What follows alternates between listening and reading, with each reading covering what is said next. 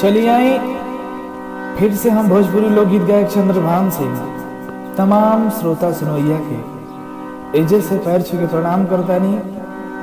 खूब आशीर्वाद है जरूर सब बबुआ के रउरा सबके बीच में फिर से हम गजल लेके उपस्थित भइल बन। सुन के बताइए कैसा लागल है।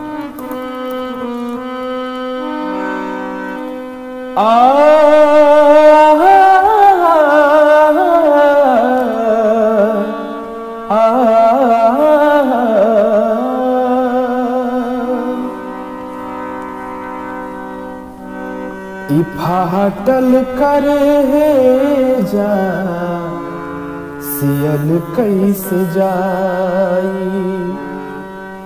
फाटल करे जा सियल कैसे जाई। कि दर्द लेके दिल में, कि दर्द लेके दिल में और जियल कैसे जाई। फाटल करे जा सियल कैसे जाई। फाटल करे जा सियल कैसे जाई। और कहा था प्रेमी कि अगर भेंट होई अकेला में उनसे,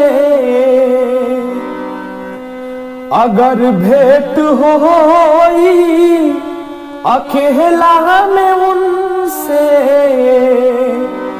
अरे अगर भेंट होई अकेला में उनसे, मगर पहले जैसन, मगर पहले जैसन और मिलल कैसे जाई। फाटल करे जा सियल कैसे जाई। फाटल करे जा सियल कैसे जाई।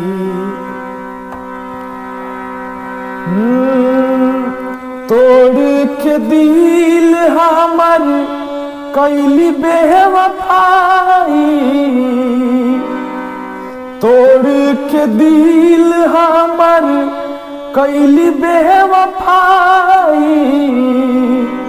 तोड़ के दिल हमार हर कैली बेवफाई। मन करे कि अब हम, मन करे कि अब हम जहर खाई। फाटल करे जा सियल कैसे जाई।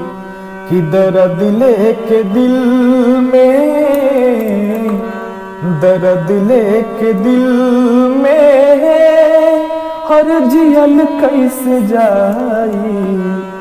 फाटल करे जा सियल कैसे जाई।